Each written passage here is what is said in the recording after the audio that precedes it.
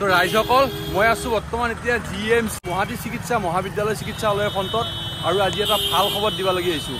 এটা যিগিলাক মানে পেচেণ্টগিলা থাকে আমি যি বেমাৰীগিলা যি আমি ৰোগবা আহোঁ এই ৰোগবা অহাগিলাকৰ কাৰণে এটা সুখবৰ এটা আছে। এটা এনেকুৱা এটা NGOই ধুনীয়া সুব্যৱস্থা এটা কৰিছে, তাক লাগি লৈ যাম দেখাম। এই আমি যি বেমাৰীগিলা ৰোগবা আহিলে যে একটা মহৰ কামৰ খায় ডাহাৰ কামৰ খায় অ'ত পৰি থাকিব লাগে, এতিয়া আৰু সেইগিলাকৰ টেনশ্যন নাই। ইয়াৰে মাত্ৰ 500 মিটাৰ দূৰত বৰ ধুনীয়া এটা সুব্যৱস্থা এটা কৰিছে, যে তাক লাগি যাম যাই পেলাই এটা দেখাই আছোঁ কেনেকুৱা কি ব্যৱস্থা কৰিছে। আৰু ওপৰত লেখাই আছে পাৱাৰ গ্ৰীড বিশ্ৰাম সদন, আৰু এই চাইডত লিখা আছে গুৱাহাটী চিকিৎসা মহাবিদ্যালয়। এইখন আজি মোটামুটি 1.5 বছৰমান আগতে অপেনিং কৰিছে। এতিয়া আমাৰ মানুহবিলাকৰ কাৰণে কিমান ধুনীয়া এটা ডাঙৰ সুবিধা কৰি থৈ দিছে, এটা NGOই কৰিছে।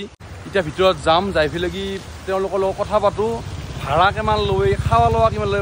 এটা কথা জানেনে আপোনালোকে, বেমাৰীৰ লগত থাকিলে বেমাৰী কেতিয়া সময় ভাল হৈ যায়, আপেল কমলা খাই টনটনীয়া হয়, কিন্তু বেমাৰীৰ লগত যিগিলা মানুহ আহোঁ আমি ৰোগবা লাগি সেইগিলাকৰ আধে আলনি বাকী নাই। অ'ত মহে খায় ত'ত মহে খায়, মানে কি কবি বেমাৰ ভাল হৈ যোৱাৰ পিছত এই লগত যোৱাকেইটাহে আকৌ নতুনকৈ ট্ৰিটমেণ্ট কৰিব লগা হয়, থকাৰ অসুবিধা। এতিয়া চব বস্তু দূৰ কৰি দিছে এইখানে পাৱাৰ গ্ৰীড বিশ্ৰাম সদন। বিল্ডিংটো চাওক না কি ধুনীয়া বিল্ডিং। তাৰ ভিতৰত যাওঁ, যাই পেলাই কি দেখি আছোঁ বৰষুণ দিছে, গোটেই বৰষুণ সোমাই অহাৰ লগে চাওঁচোন এই ভাই কি আইনাত দৰ্জা একে এনেকুৱা লাগব ক'ৰবাৰ জানো ডাঙৰ হোটেলতহে সোমাইছোঁ। তাৰপিছত ভিতৰত অহাৰ লগে এইটো এটা ৱেটিং হল, এটা মানুহবিলাক ৰখি মানে অপেক্ষা কৰি থাকে। আৰু ইফালে সেই তাতে দাদা বহি আছে, দাদাৰ লগত কথা পাতিম।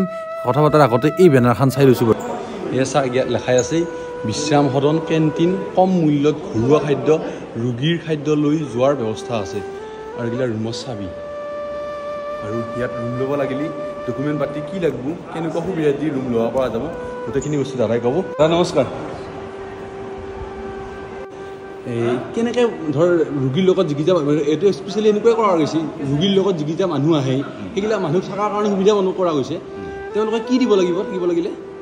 মেডিকেলৰ কাগজ, মেডিকেলত যে তেখেতসকল এণ্ট্ৰি হৈছে তাৰে কাগজ, হয়, আৰু নিজৰ আইডেণ্টি প্ৰুফ। নিজৰ আইডেণ্টি প্ৰুফ। আৰু ৰুমৰ ভাড়া মানে বেডৰ চাৰ্জ কিমান হ'ব এখন বিচনাৰ ভাড়া? 150 টকা এজনৰ। 150 টকা এজনৰ। আৰু খোৱা লোৱাৰো সুবিধা আছে? আছে। খোৱাৰ ভাড়া সেইটো কিমান হ'ব? খোৱাটো আমি নিৰামিষ ভাত 40 টকা, 40 টকা, মাছ ভাত 80 টকা, হয়, আৰু চিকেন ভাত 100 টকা। তো এইটো কোনটো NGOই বনাইছে মই নাজানো, NGOটোক চেলুট দিছোঁ, কাৰণ 150 টকাত ইমান ধুনীয়া এখন হোটেলে বুলি ক'ব লাগিব, মানে হোটেলৰ নিচিনা চাওক না পৰিৱেশ ইমান ধুনীয়া কৰিছে। আৰু ভিতৰৰ দিকে যাম, গৈ কিনে ৰুমকেইটা একবাৰ দেখুৱাব চাম কেনেকুৱা সুপৰিৱেশত ৰখা হয়। কাৰণ কিমান শাস্তি হয় আমাৰ এটা বেমাৰীৰ লগত অহাৰ লগে লগে, মানে অ'ত পৰি থাকিব লাগে ত'ত পৰি থাকিব লাগে। এতিয়া GM মেডিকেলৰ পৰা মাত্ৰ কিমানমান ডিষ্টেঞ্চ হ'ব ইয়ালৈকে? 0.5 কিলোমিটাৰ। মাত্ৰ 0.5 কিলোমিটাৰ আপুনি উঠি আহিলেই হ'ল। উঠি অহাৰ লগে লগে ইয়াত থাকক আৰু ৰাতিপুৱাই গুচি বেমাৰীৰ লগত হেৰি কৰক গৈ। এতিয়া যাই পেলাই কেইটা ৰুমকেইটা চাওঁ। এতিয়া এইটো ভাইটিয়ে মানে মোক ৰুমকেইটা দেখাব। চাওক না পৰিৱেশটো চাওক ইমান ধুনীয়া বনিছে, একদম যিবিলাক হোটেল ৰুমত থাকিলে যেনেকুৱা এটা ফিল লাগি যায় তেনেকুৱা। আৰু গুৱাহাটী মহানগৰী এখন জেগাত 150 টকা কি হিচাপ আছে এই ভাই? এটা ৰুম লোৱাৰ লগে লগে 1000, 1200, 1500 লাগি যায়। এইটো কেণ্টিন ন, এইফালে কেণ্টিন আছে। পৰিৱেশবিলাকো বহুত ধুনীয়া হয়, এইবিলাক ভিউ চাওক ইমান ধুনীয়া ভিউ। ইয়াত এইবিলাক ৰুম চাই এইবিলাক বেড এনেকুৱা কেইটা ৰুম আছে? আচ্ছা, ওপৰতো তলতো আছে ন? ইমান ধুনীয়া সুন্দৰ পৰিৱেশৰ ৰুম। আৰু ইয়াত মহ চহৰ কথা নাহিব পৰে ন, ভাল লাগিছে কিবা এটা। এইবিলাক বেড এইবিলাক চাগে পেচেণ্ট আছে চাগে ন? পেচেণ্ট আছে। আৰু ইফালে যদি ভিউ লাগে এইবিলাক হ'ল বেলকনি। এই ভাই তাত মানে এনেকুৱা লাগিব ক'ৰবাত জানো টুৰত আহি ৰুম এটা ভাড়া কৰি আছোঁ আৰু বেমাৰী দেখুৱা অহা ফিলে নাই তাৰমানে।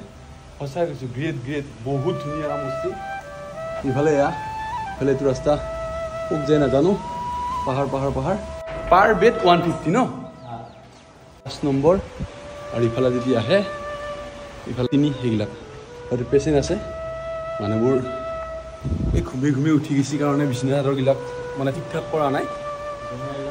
এইফালে এইবিলাক আগত ৱাছৰুম আছে ন, আৰু লগতে এইটো চাওক জেমছৰ লেট্ৰিন আৰু বাথৰুমৰ এইগিলা ৰুম।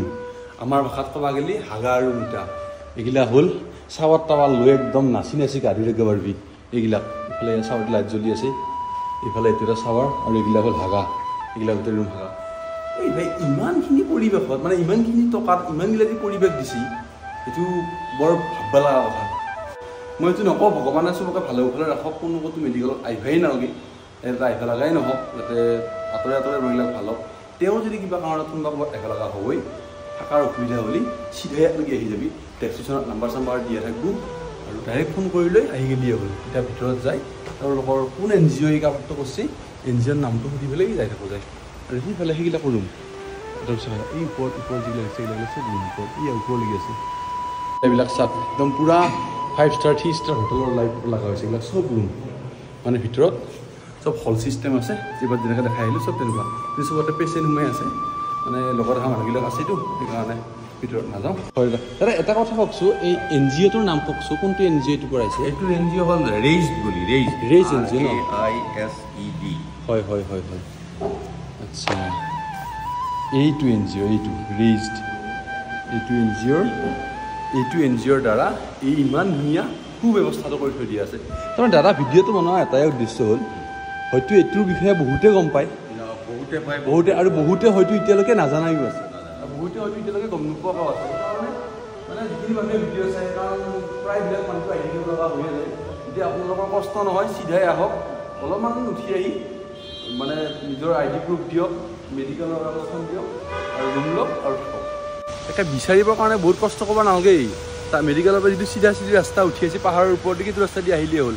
আহি এইখন ইয়াত লিখা আছে চাই লওক, এইখন বেনাৰ চালকা চাই লওক, যদি লাগে স্ক্ৰীণশ্বট মাৰি ল'ব পাৰে, হোষ্টেল নম্বৰ 2 আৰু হোষ্টেল নম্বৰ 2ৰ ফ্ৰণ্টতে আছে এইখন। সেয়া এনেকৈ লিখা থাকিব গুৱাহাটী চিকিৎসালয় মহাবিদ্যালয়, আৰু ইফালে লিখা আছে পাৱাৰগীত সেৱা আশ্ৰম, বিশ্ৰাম সেৱা আশ্ৰম, পাৱাৰগীত বিশ্ৰাম সদন। বাছ আহি গ'লে হ'ল। গোটেইখিনি বস্তু বুজি পালিয়েনে? মই ভালকৈ মানে গোটেই ৰাস্তাটো ভিডিঅ' দেখাব নোৱাৰিলোঁ, কাৰণটো হ'ল কি গোটেই ৰাস্তাত একে বৰষুণ, এই বৰষুণে দেখোঁ মঙলদৈত আমাৰ তাতেও এৰা নাছিল আৰু ইয়াতেও এৰা নাই। মানে কথাটো হৈছে কি, মই একলগে আহিছিলোঁ, আমাৰ খুৰাৰ কিবা এটা বেমাৰ দেখা পালেগি, আহি পেলাই এখন ধুনীয়া বেনাৰ এখন দেখা পালোঁ। মই বোলো বাপ, এইটোতো বৰ ধুনীয়া সুখবৰ, আৰু ইমান দিন ধৰি মই গম পোৱা নাছিলোঁ। আৰু আপোনালোকে যদি জানা ভালে কথা, আৰু যিসকলে জানা নাছিল তো সেইসকলে থাকিবৰ কাৰণে সুবিধা হ'ব। আৰু যিবিলাকে নতুনকৈ চাই আছা, যদি এই বস্তুখিনি মই কৰা হেৰিখিনি ঠাই যদি ভাল পাইছা, ভিডিঅ'টো শ্বেয়াৰ কৰি দিবি, বেলেগেও যাতে আহিলে সুবিধা হ'বই, মানে নাজানা কিতাপ কৈছোঁ। আৰু যদি বেয়া নাপা লাইক এটা কৰি দিবি, তেতিয়াহ'লে এনেকুৱা ভিডিঅ'গিলা বনাই থাকিব পাৰিম। আৰু নতুনকৈ আহিছা যদি ফ'ল'টো কৰি থবি, তেতিয়াহ'লে এতিয়া আৰু বৰষুণত ভিজি ভিডিঅ' কৰি নাথাকোঁ। আজিলৈ বাই, লগ পাওঁ নতুন এটা ভিডিঅ'ত। তো জয় আই অসম।